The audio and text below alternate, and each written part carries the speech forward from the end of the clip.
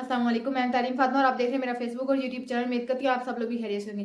नाज़रीन ग्रामी 4G trial start हो गए हैं और इस हवाले से कुछ अपडेट्स हैं जो आपके साथ शेयर करनी है। उसी के साथ आज लाहौर में पीटीआई वालों को वर्कर्स कन्वेंशन करने की इजाज़त मिल गई थी, तो पुलिस की हरदर्मी की वजह से वो वर्कर्स कन्वेंशन ख़त्म कर दी गई, कैंसिल कर दी गई। उस पर भी आपके साथ कुछ अहम खबर है, वो आपके साथ शेयर करनी है, उस पर भी बात करेंगे। तो सबसे पहले बात करते हैं मियां नवाज शरीफ के बयानिए की, जो कल उन्होंने मीनार पाकिस्तान में अवाम से खिताब करते हुए बात की थी कि दिल में बातें तो बहुत है लेकिन इंतकाम नहीं लेंगे। तो पहली बात ये कि आपने जो ये बात की इंतकाम ना लेने वाली, कि हम दिल में मेरे बहुत सी बातें हैं, कुछ बातें छुपाई नहीं जा सकती, लेकिन कुछ देर के लिए मैं साइड पे रख देता हूँ। मैं इंतकाम नहीं लूंगा। इंतकाम हमारा मकसद है मुल्क की मैशत को ठीक करना, मुल्क को खुशहाली की राह पर गामजन करना।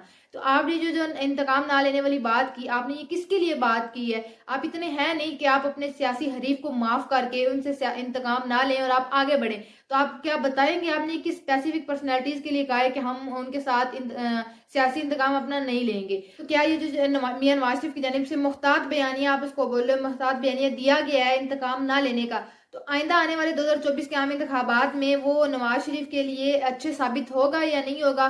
तो इस हवाले से मुख्तलिफ सीनियर तजिया निगार की तजिया सामने आया, जिसमें उन्होंने बोला है कि ये जो इंतकाम ना लेने का बयानिया नवाज शरीफ ने दिया है, तो ये उनके लिए आने वाले इंतखाबात में अच्छा साबित होगा, जिसकी वजह से वो इंतखाबात में जीत भी सकते हैं। इतना बड़ा इंकशाफ तजिया निगारों की जानिब से कर दिया गया है। इतनी सी बात उन्होंने की है अवाम के दिलों में मोहब्बत पैदा करने के लिए कि हम तो आए हैं भाई, हमारे दिल में कोई बुग़्ज़ नहीं है, ना कोई हमारे दिल में नफरत है, ना ही मुनाफकत है, तो हम सिर्फ मुल्क की तरक्की के लिए आए हैं। आप यहाँ से अंदाजा लगाएं, किसी पार्टी की हिमायत के अलावा, बगैर किसी पार्टी की हिमायत के, जो शख्स अपनी वालिदा और अपनी अहलिया को एक पार्सल के थ्रू पाकिस्तान भेज रहा है, तो क्या वो हमारी तरक्की के लिए, हमारे मुल्क की तरक्की के लिए 4 साल बाद वापस आया होगा?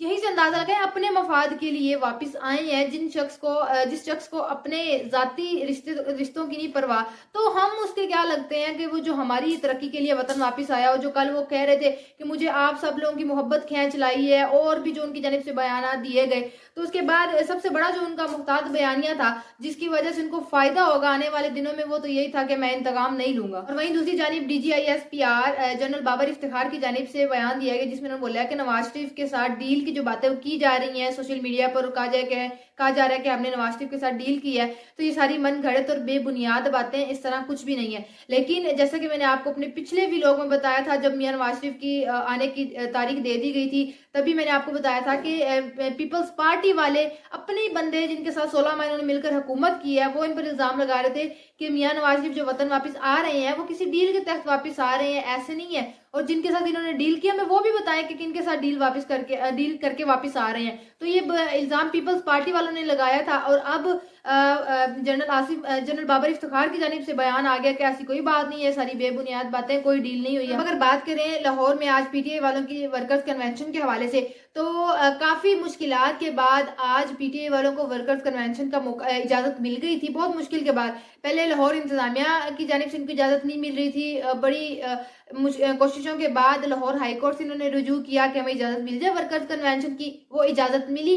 तो लाहौर हाईकोर्ट ने तो साफ साफ अल्फाज में कह दिया था कि अगर बाकी सियासी जमातों को जलसे करने की इजाजत मिल सकती है, तो पीटीआई वाले भी जलसा कर सकते हैं। और साथ साथ ये भी बोल दिया था अगर आपको वेन्यू का कोई इशू है तो आप सॉर्ट आउट कर लें। पहले बात की गई थी लिबर्टी चौक में वर्कर्स कन्वेंशन करने की, उसके बाद कहा गया कि सेशन कोर्ट के बाहर सामने ग्राउंड में वर्कर्स कन्वेंशन करवा ली जाए। तो बड़ी मुश्किल के बाद जब इजाजत मिली, तो आज का दिन था वर्कर्स कन्वेंशन का लाहौर में, लेकिन पुलिस आई, अपने गाड़ियां लेके आई, लोग आए और कुर्सियां उन्होंने हटाई जो वर्कर्स कन्वेंशन में लगी हुई थी, और हटधर्मी की, और वर्कर्स को गिरफ्तार करके ले गए, और कहा गया कि जो आज वर्कर्स कन्वेंशन की जा रही है, इसकी जानिब से कोई इजाजतनामा नहीं हमें मिला, और बगैर इजाजत के ये वर्कर कन्वेंशन की जा रही थी। इतनी कोशिशों के बाद आखिरकार इनको इजाजत मिल ही गई थी। लाहौर में कच्छ न्यू मार्केट है, उसमें इनको वर्कर कन्वेंशन करने का मौका मिला था, लेकिन पुलिस आई, पुलिस ने अपनी हटधर्मी का मुजाहिरा किया, और जो वहां पर वर्कर्स मौजूद थे उनको उठा के ले गई। और नया पाकिस्तान सोशल मीडिया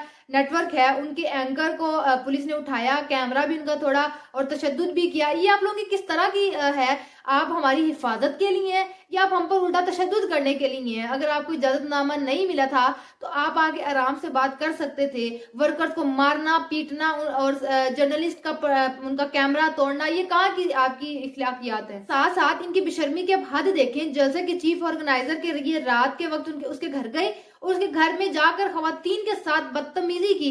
जब खवातीन ने पूछा कि आप हमें बताएं तो सही कि आप किस केस में हमें गिरफ्तार करने आए हैं, ये कौन सा केस है, तो उल्टा उन्होंने हरासा करना शुरू कर दिया। आप बदतमीजी और इनकी बेशर्मी आप देख लें किस हद तक ये लोग जा पहुंचे हैं।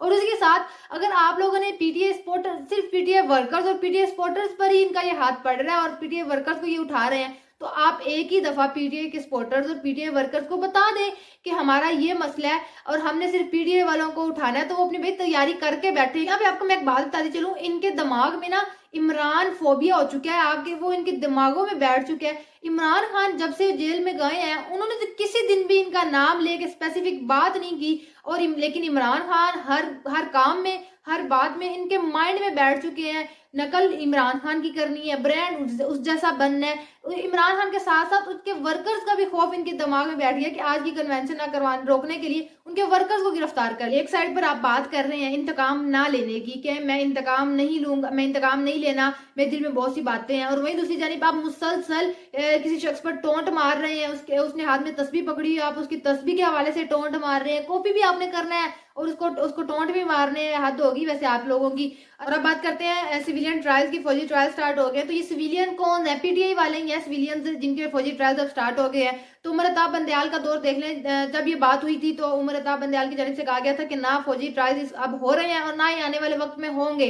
तो मसला यह था कि उस वक्त ना कोई कानूनी बात की गई, ना कोई कागजात जारी किए गए थे, लेकिन अब पीटीआई वालों के फौजी ट्रायल स्टार्ट हो गए हैं। समाअत भी होगी, फैसला क्या, अब समाअत होगी, तो अब देखते हैं कि उस समाअत में फिर एट दी एंड क्या नतीजा निकलता है। तो आज के व्लॉग के लिए इतना ही, आपसे इंशाल्लाह मुलाकात होगी अगले व्लॉग में, तब तक के लिए इजाजत दीजिए। अल्लाह।